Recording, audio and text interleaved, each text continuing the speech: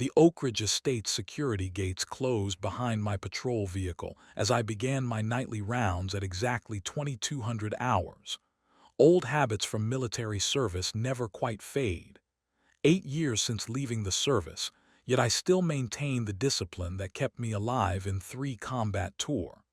The dashboard clock read 10:03 p.m. All quiet so far. I rolled slowly through our community, scanning the precisely maintained lawns and identical Mediterranean-inspired homes that residents paid premium prices for. My headlights swept across empty streets as sprinklers performed their choreographed dance across manicured grass. Residents of Oak Ridge Estates slept soundly behind their smart security systems and double-paned windows, trusting that I kept watch through the night. The radio at my hip crackled, bass to Sergeant Turner, all quiet at the main entrance. I pressed the talk button. Copy that bass. Beginning perimeter check now. My voice carried the same calm authority it always did, regardless of whether I addressed civilians or soldiers. The residents here knew me only as Sergeant Turner, the night patrol officer who nodded politely at community events, but otherwise remained a professional shadow. Few knew about my 15 years in military police before taking this position. Fewer still knew about my sister Abby, whose cerebral palsy had shaped my worldview from childhood. The discrimination she faced taught me more about injustice than any military training ever could. I parked near the community playground and continued on foot, flashlight sweeping methodically across the equipment. The rubber surface beneath the swings bore scuff marks from children at play just hours earlier. Among them would have been young Danny Williams, whose specialized wheelchair left distinctive tracks. The Williams family moved to Oak Ridge 3 months ago, seeking the excellent special education program in our district for their son. My beam caught a discarded toy near the sandbox. I picked it up, recognizing the specialized grip designed for children with motor control challenges. Danny's, most likely. I placed it on the lost and found shelf of the equipment shed, making a mental note to mention it to Mrs. Williams tomorrow. The perimeter fence stretched ahead, 8 feet of ornate wrought iron that kept Oak Ridge Estates exclusive and secure. Lightning flashed in the distance, illuminating gathering storm clouds. The meteorologist had predicted heavy rain by midnight. I quickened my pace, intending to complete the perimeter check before the downpour began. My routine never varied. Each night, main entrance, playground, perimeter fence, clubhouse, tennis courts, then neighborhood streets. The residents slept peacefully, unaware of my methodical protection. Most appreciated the security presence.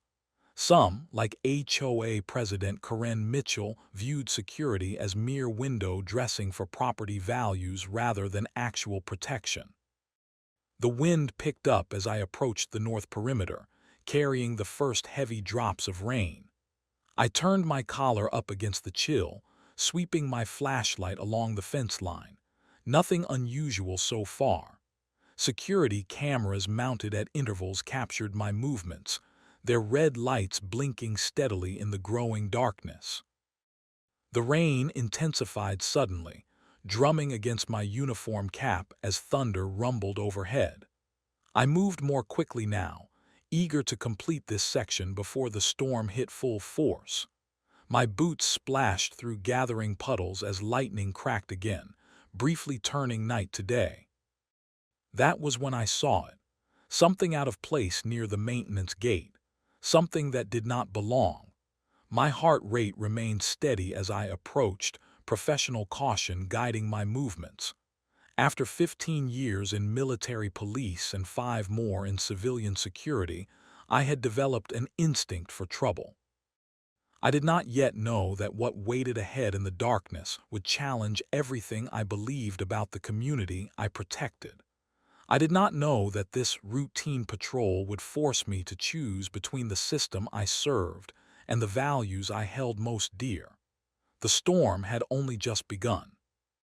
My flashlight beam cut through the intensifying rain, catching something metallic near the ground by the maintenance gate, something reflecting light where nothing should be.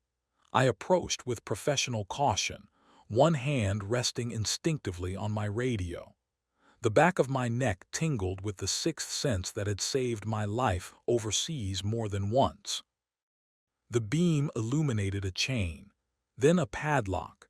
My pace quickened as I followed the metal links to where they disappeared behind a small, huddled form pressed against the fence.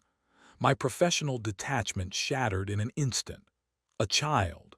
A small child chained to our perimeter fence in the pouring rain. "Hello," I called out, moving quickly now. "Security, I am here to help you." The figure stirred slightly. Relief flooded through me that the child was alive. I am. Immediately followed by a wave of cold fury that someone would do this. I knelt beside the small form, rain soaking through my uniform pants. My flashlight revealed a boy, perhaps 7 or 8 years old, with distinctive features that indicated Down syndrome.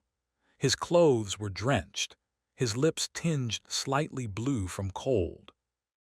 "I am Sergeant Turner," I said gently, shielding him from the rain with my body. "I am going to help you. Can you tell me your name?" The boy looked up at me, fear giving way to recognition of my uniform. His teeth chattered as he struggled to speak. I recognized him immediately. Danny Williams, the new family's son. "Danny," he managed through chattering teeth. My training took over as I assessed his condition. Exposure to elements for at least an hour, possibly longer. Core temperature concerning but not yet critical.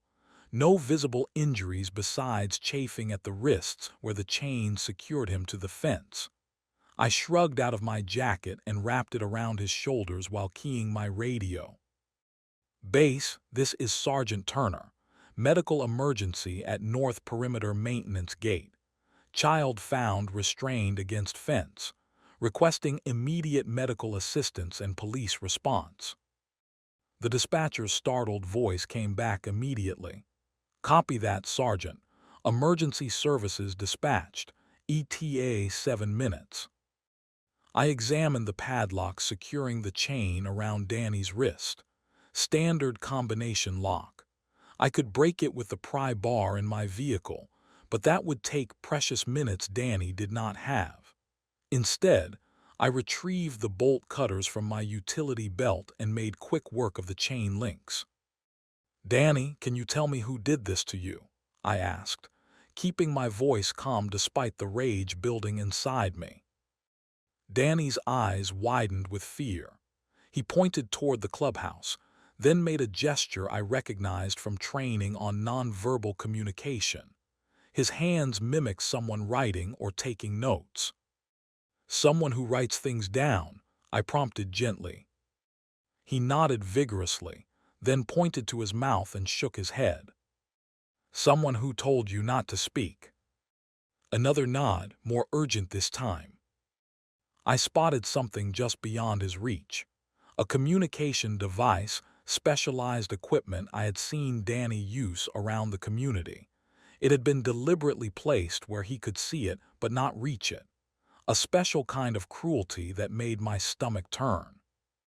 I retrieved the device and placed it gently in Danny's hands. His fingers, stiff with cold, struggled with the buttons. Finally, he pressed one that played a pre-recorded message. "Mean lady, clipboard lady." The electronic voice was flat but the message clear enough. "Karen Mitchell, HOA president, always with her clipboard, documenting infractions." I had witnessed her confrontations with several residents, including raised voices outside the Williams home last week. I wrapped the thermal blanket from my emergency kit around Danny just as headlights swept the area. The ambulance had arrived. Paramedics rushed forward with a stretcher and medical equipment. "Chain restraint.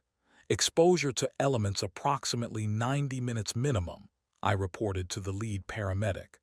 "Patient is Danny Williams, age 8. resides in Oak Ridge Estates. Parents are Robert and Susan Williams on Monarch Drive. As they loaded Danny into the ambulance, his small hand gripped mine with surprising strength. His eyes, wide and frightened, locked onto mine. "Safe now," I assured him. "You are safe now." But even as the ambulance doors closed, I knew this was only the beginning. Someone had committed an act of deliberate cruelty against a disabled child in my community. On my watch, the chain I had cut from Danny's wrist now felt like it was wrapped around my heart, squeezing tight with cold fury. I bagged the chain and padlock as evidence, my movements precise and methodical despite the trembling rage that threatened to overwhelm me. Rain washed over me, but I barely noticed it anymore. The night had changed everything, and someone would answer for this. I would make certain of it. Dawn painted the eastern sky pink and gold as I sat in the security office reviewing footage from the perimeter cameras. My uniform had dried hours ago, but I still felt the chill of the night's discovery deep in my bones. Coffee sat cold and forgotten beside me as I focused on the monitor, scrolling through time-stamped recordings. The hospital had reported Danny was stable, mild hypothermia, contusions on his wrists, psychological trauma that would take far longer to heal than his physical injuries. His parents had been frantic when I called them, rushing to the hospital in pajamas and slippers. "Come on," I muttered, eyes burning from hours of reviewing grainy footage. "Show me what happened." The camera facing the north perimeter suffered from intermittent outages during storms, a maintenance issue I had reported 3 times to the HOA board without resolution. But there were other angles, other cameras that might have captured something useful. At 5:47 a.m. I found it. Camera 14, overlooking the pathway connecting the clubhouse to the north perimeter gate. The timestamp read 8:17 p.m., approximately 3 hours before my discovery of Danny. A figure moved purposefully along the path, dragging something. Someone. I enhanced the image, leaning forward as the figures entered the frame more clearly. Karen Mitchell, HOA president, pulling Danny Williams by the arm. I watched, stunned, as she marched the resisting child toward the maintenance gate.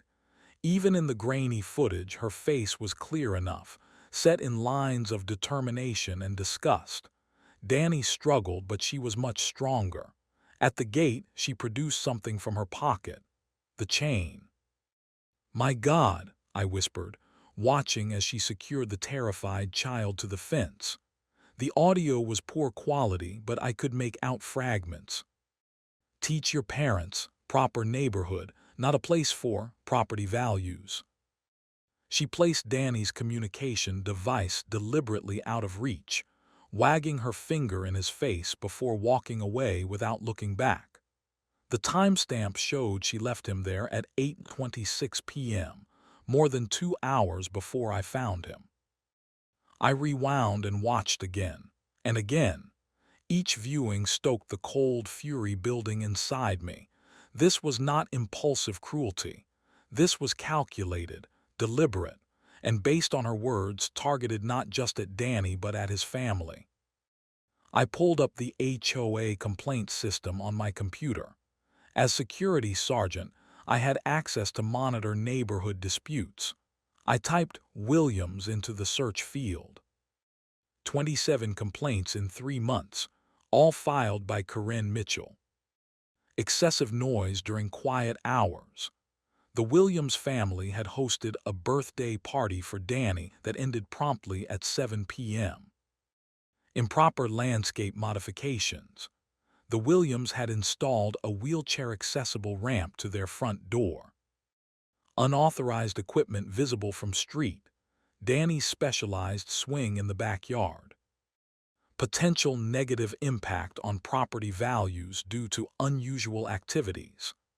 This one dated just yesterday. with a note about Danny vocalizing too loudly while playing in their fenced backyard. The pattern was unmistakable. Corinne had targeted the Williams family from the moment they arrived, using HOA regulations as a weapon. Last night, she had escalated to physical cruelty. My mind flashed back to previous encounters with Corinne. Her thinly veiled comments at the last community meeting about maintaining neighborhood standards. Her complaint about the Williams' request for a dedicated handicapped parking space near the clubhouse. Her dismissive tone when referring to those people who wanted special treatment. I had noticed her prejudice but had said nothing, maintaining professional neutrality as my position required. That neutrality now felt like complicity. The security office door opened and Robert Williams entered. His eyes were red-rimmed from a sleepless night at the hospital. I stood to greet him, evidence spread across my desk. "Sergeant Turner," he said, voice hoarse. "The police said you wanted to see me." "Mr. Williams, please sit down." I gestured to the chair across from me. "How is Danny doing?" "Physically, he will recover." Robert's hands trembled slightly. "Mentally, he is terrified, keeps asking if the clipboard lady will come back for him." I turned the monitor so he could see it. I found this footage from last night. Robert watched in silence, color draining from his face as Corinne Mitchell chained his son to the fence. When the video ended, he sat motionless, shock giving way to anguish, then to rage. That is Corinne Mitchell, the HOA president." His voice shook. "She has been harassing us since we moved in, but this is criminal," I finished for him. "Child endangerment, false imprisonment, possibly a hate crime given Danny's disability." "We need to call the police," Robert said, reaching for his phone. "I already have," I replied. "Detective Sanderson is on his way, but Mr. Williams, there is something you should know." I hesitated, the weight of what I was about to say settling heavily on my shoulders. Professional duty warred with personal integrity. The system I had served faithfully for years now seemed designed to protect people like Corinne rather than victims like Danny. Corinne Mitchell has connections in local government. Her brother-in-law is Captain Davis at the police department, the same department that will be investigating this case. Robert's face fell as understanding dawned. "You are saying she might get away with this?" "I am saying the system might not deliver the justice Danny deserves," I replied carefully. "But I want to assure you of one thing, Mr. Williams." I met his gaze directly, making a decision that would change everything. "I will not let that happen." The fluorescent lights in the police station's interview room buzzed overhead, casting a sickly glow over the files spread before me. Detective Sanderson sat across the table, his expression carefully neutral as he closed the folder containing my report and security footage stills. "This is troubling, Sergeant Turner," he said finally, tapping the folder with one finger. "Very troubling, but not as straightforward as it appears." "With respect, Detective," I replied, keeping my voice level, "I fail to see what is not straightforward about an adult chaining a disabled child to a fence in a rainstorm and leaving him there for hours." Sanderson sighed, leaning back in his chair.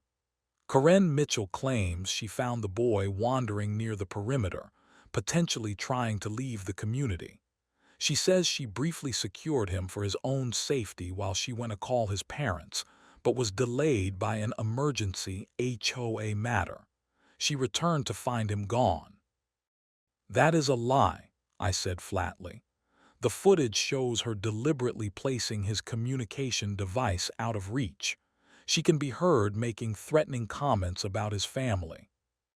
"The audio quality is poor," Sanderson countered, "and without context her actions could be interpreted multiple ways."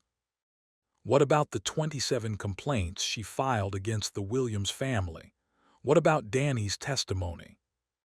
The boy has communication difficulties.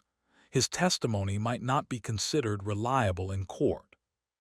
My jaw tightened. Are you saying you will not pursue charges? Sanderson raised his hands defensively. I am saying we need to proceed carefully. Ms. Mitchell is a respected community leader with no prior record. Captain Davis has suggested community mediation might be more appropriate than criminal charges. Captain Davis, Corinne Mitchell's brother-in-law, the words tasted bitter. That is immaterial to the investigation, Sanderson replied, though he could not quite meet my eyes. I gathered my materials silently, disappointment and anger churning inside me. Outside the interview room, Robert and Susan Williams waited, hope visible in their anxious expressions. Hope I would now have to extinguish.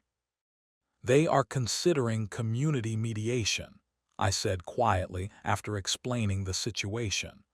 The detective believes criminal charges might be difficult to prove. Susan Williams pressed her hands to her mouth, tears welling in her eyes. Robert placed an arm around her shoulders, his face hardening. We have complained for months, he said, about the harassment, the targeting. No one listened. Now this happens and still no one listens. The property manager told us we were being oversensitive, Susan added. Said Corinne was just doing her job, enforcing HOA rules. Last week, she threatened foreclosure proceedings if we did not remove Danny's therapeutic swing set. We have documentation, Robert continued. Letters, emails, recordings of conversations. We tried working through proper channels. I nodded, anger building with each revelation. May I see this documentation? An hour later, we sat in the Williams' living room reviewing their extensive records. Threats veiled as enforcement notices. Selective application of rules that affected Danny's quality of life. Medical accommodation requests denied without explanation. Through the front window, I spotted Corinne Mitchell walking along the sidewalk opposite, clipboard in hand, pausing to make notes about a neighbor's improperly placed trash can. Her expression was serene, her posture confident. The system that should have held her accountable instead protected her, allowing her to continue her reign of petty tyranny uninterrupted. What happens now? Susan asked, voice small but determined. Mr. and Mrs. Williams, I said carefully, I have served systems my entire adult life. Military, law enforcement, private security. I believe these systems existed to protect the vulnerable and maintain justice. I paused, the weight of what I was about to say settling heavily on my shoulders. I was wrong. These systems too often protect people like Corinne Mitchell while failing people like Danny. Official channels have failed you, but that does not mean we have no recourse. Robert leaned forward. What are you suggesting? I am suggesting that when systems fail, individuals must act, ethically, legally, but decisively. But how? Susan asked. She has connections, resources. The HOA board supports her. The police captain is her relative. I stood, decision made. What she does not have is the training I received in military intelligence and law enforcement. She does not have the evidence-gathering skills I developed over 20 years of service. And most importantly, she does not know that she just made an enemy of someone who never leaves a mission unfinished. Looking at Danny's empty communication device on the coffee table, I felt something shift inside me. My professional detachment giving way to personal resolve. Corinne Mitchell. Hell believes she is untouchable because the system protects her, I said quietly. It is time she learns that systems are made of individuals, and some individuals refuse to let injustice stand. My kitchen table disappeared beneath stacks of documents, legal texts, and community bylaws. 3 days had passed since finding Danny chained to the fence. 3 days of methodical preparation while maintaining my night patrols as if nothing had changed. The wall calendar showed 2 weeks until the next HOA meeting, my deadline for action. I sipped cold coffee while highlighting relevant sections of California civil rights legislation regarding disabled persons. My military training served me well now, approaching this as a strategic operation rather than an emotional response. Objective: justice for Danny and protection for the Williams family. Obstacles: Karen's connections and the failed official channels. Solution: systematic dismantling of her power through legal, documented means. My phone vibrated. A text from Marcus, my former military police colleague now working as a prosecutor in the next county. Reviewed the footage. Clear case of child endangerment and civil rights violation under state law. County jurisdiction could override local interference. Need more documentation of pattern and intent. I texted back, working on it, thanks. My sister Abby had connected me with a disability rights attorney who provided guidance on relevant legal precedents. Another ally acquired through channels Karen could never access. My laptop displayed feeds from small, legally placed cameras monitoring community common areas. Over 3 days, I had documented 7 separate instances of Karen harassing residents about minor infractions, focusing particularly on elderly residents and the 2 other families with special needs children. Pattern established. The HOA bylaws contained explicit language about discrimination that Karen had violated repeatedly. The security cameras she had insisted on installing to maintain property values now provided evidence of her systematic targeting. Irony not lost on me. I moved to the living room where a large corkboard displayed printed photographs connected with red string, mapping relationships between Karen, the HOA board members, and local officials. 5 of 7 board members had received special exemptions from HOA rules after voting consistently with Karen's initiatives. The pattern of corruption extended beyond simple prejudice. My doorbell rang. Through the peephole, I recognized Maria Gonzalez, an elderly resident who had approached me nervously after learning about Danny's ordeal. "Sergeant Turner," she said when I opened the door, glancing nervously over her shoulder. "I brought what you asked for." She handed me a folder containing handwritten notes documenting 3 years of harassment from Karen. Targeting primarily focused on residents who opposed her at meetings or requested reasonable accommodations. "There are 15 more residents willing to speak," Maria said quietly. "If they know they will not face retaliation." "They will be protected," I assured her. "Everything is being documented." After she left, I added her testimony to the growing evidence wall.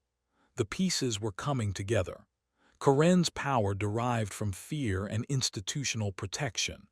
Remove those elements and her position would collapse.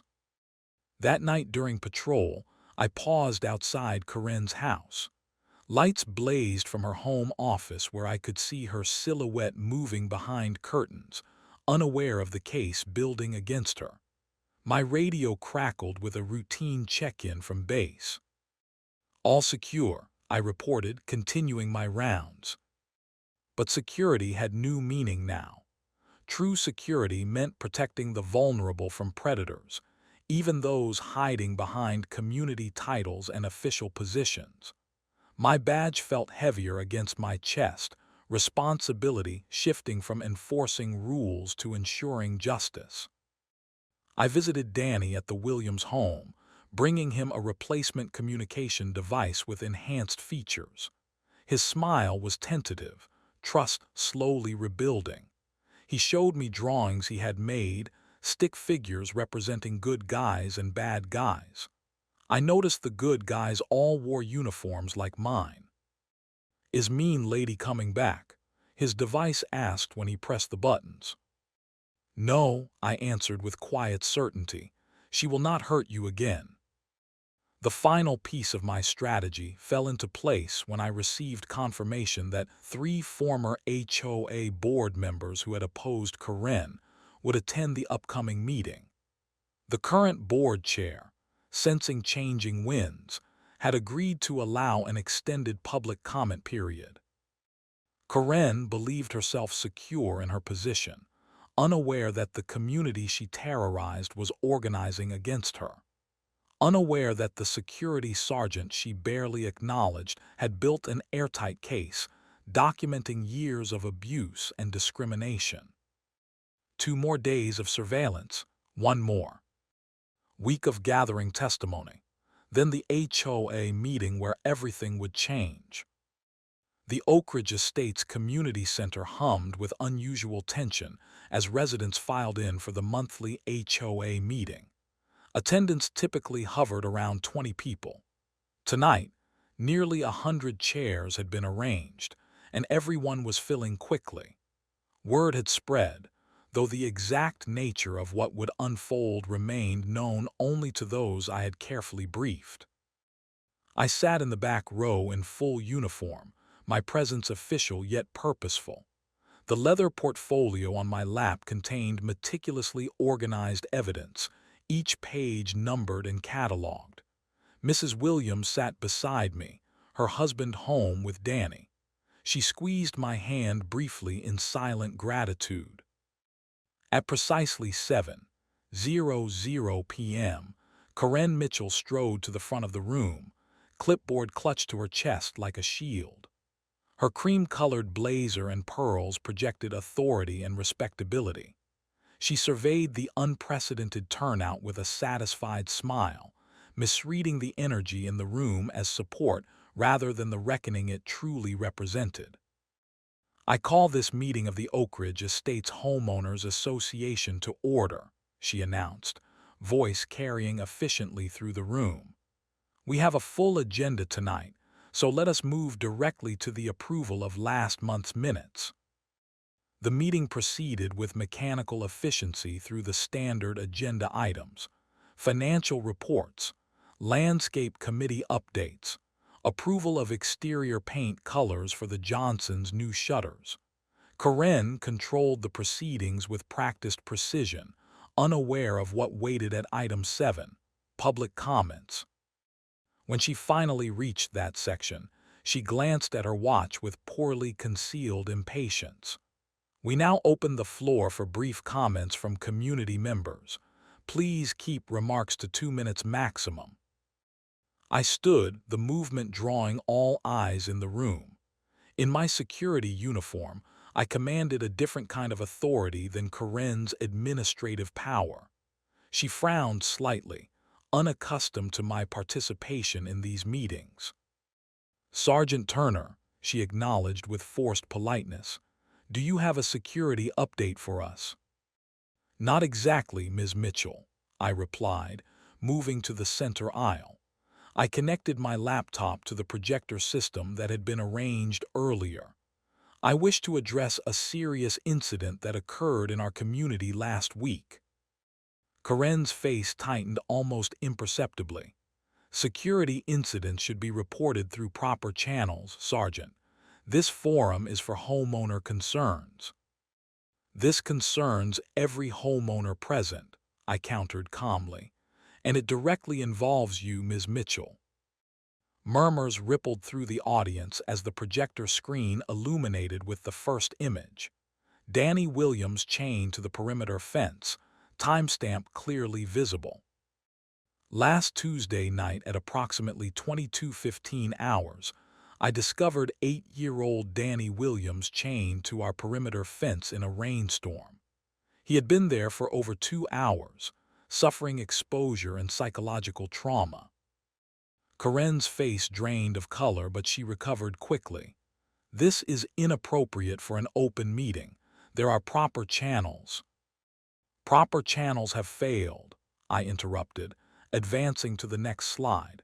Security footage showing Karen leading Danny to the fence. This footage clearly shows you, Ms. Mitchell, restraining a disabled child against his will and abandoning him in dangerous conditions. Gasps echoed through the room.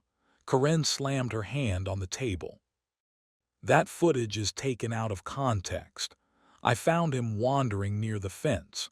I briefly secured him for his own safety while attempting to locate his parents. I played the enhanced audio without comment. Her voice filled the room. This will teach your parents that Oak Ridge Estates is not a place for people like you. Wait here until they learn their lesson about property values. The silence that followed was absolute. Karen's composure cracked. That audio is doctored.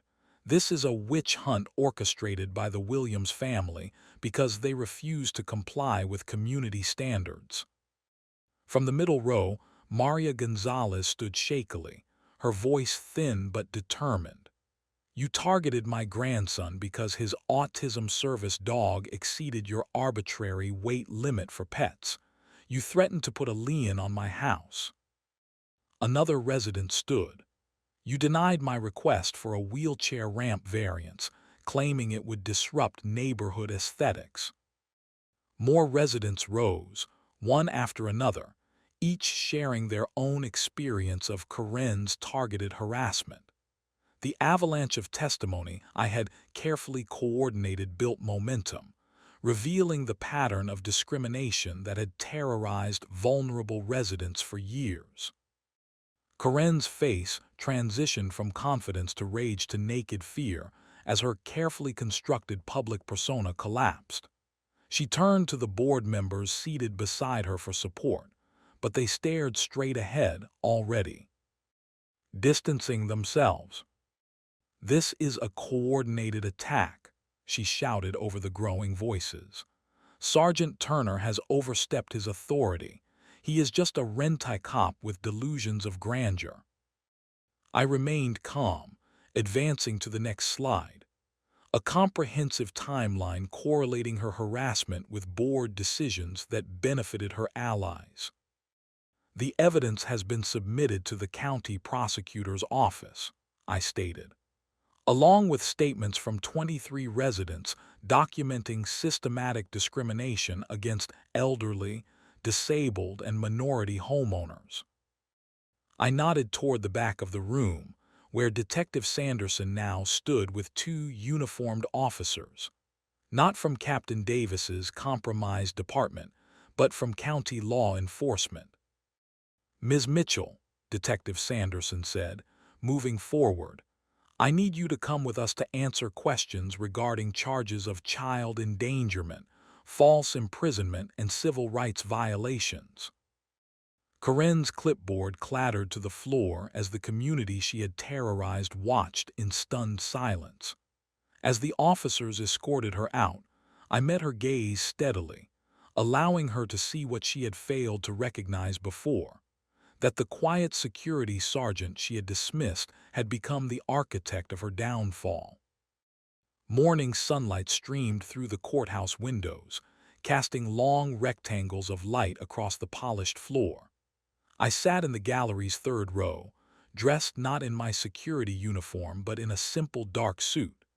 Today I was present not as Sergeant Turner but as James Turner, community member and primary witness. The courtroom fell silent as the bailiff called for all to rise. Judge Eleanor Washington entered, her expression grave as she took her seat and reviewed the documents before her. In the matter of the state versus Karen Mitchell, this court is ready to impose sentencing following the defendant's guilty plea to charges of child endangerment, false imprisonment, and violation of civil rights. Karen Mitchell stood at the defense table, designer outfit replaced by modest business attire, her usual confident posture diminished. The 6-week legal process had stripped away her carefully constructed facade, revealing the prejudice and cruelty beneath. Ms. Mitchell, Judge Washington continued, this court has reviewed your plea agreement and the evidence submitted. The intentional targeting and physical restraint of a disabled child represents conduct this court finds particularly reprehensible. Karen stared straight ahead as the judge detailed her crimes. The prosecution had uncovered additional instances of discrimination, extending the pattern of behavior beyond what even I had documented. The HOA financial records revealed misappropriation of funds to target homeowners who opposed her policies. This court sentences you to 18 months imprisonment, 3 years probation upon release, and 500 hours of community service, specifically with organizations serving disabled individuals. The judge paused, looking directly at Karen. Additionally, you are prohibited from serving in any homeowners association or community governance capacity for life. The separate civil judgment awarding damages to the Williams family and other victims stands as ordered. As Karen was led away by court officers, she glanced back once, her eyes meeting mine briefly. No words passed between us, none were necessary. Justice, so often denied to the vulnerable, had finally been served. Outside the courthouse, Susan and Robert Williams waited with Danny, who smiled when he saw me approach. "Is mean lady gone?" he asked through his communication device. "Yes, Danny," I answered, kneeling to his eye level. "She cannot hurt you or anyone else anymore." "Thank you," Susan said, emotion making her voice unsteady. "Not just for Danny, but for standing up when no one else would." Robert extended his hand. "The community meeting tonight is to formalize the new HOA charter. We would be honored if you would attend." 3 months had passed since the night I found Danny chained to the fence. Oak Ridge Estates had transformed in ways few could have anticipated. The HOA board had been completely reconstituted, now including representatives from families with special needs members. New bylaws explicitly prohibited discrimination of any kind, with clear enforcement mechanisms and independent oversight. That evening, the community center buzzed with positive energy as residents gathered to approve the final charter. Maria Gonzalez had been elected interim president, her first official act being the installation of wheelchair ramps at all community facilities. "Sergeant Turner," she greeted me warmly, "would you say a few words about our community safety initiatives?" I stood before neighbors who now met my gaze with respect rather than indifference. "Security means more than gates and cameras," I began. "True security comes from neighbors watching out for each other, especially those most vulnerable among us." As I completed my brief remarks, I noticed Danny and 2 other children with special needs playing by the refreshment table, included and protected rather than isolated and targeted. The sight affirmed what had driven me through the darkest moments of the past months. Later that night, I resumed my patrol rounds, moving through the quiet streets with renewed purpose. My radio crackled with a routine check-in from base. "All secure in Oak Ridge tonight, Sergeant." I paused near the north perimeter fence, now adorned with a children's mural painted during a community art day. The chain that once restrained a frightened child had been transformed into a sculpture of joined hands at the entrance, a reminder of collective responsibility. "Yes," I replied, continuing my watchful rounds beneath the same stars that had witnessed both cruelty and justice. "All secure." My badge caught the moonlight as I walked, its weight against my chest no longer a burden but a reminder. Systems may fail, but individuals can still stand for what is right. The fence that had once been the site of cruelty now marked the boundary of a community transformed, where vulnerability was protected rather than exploited.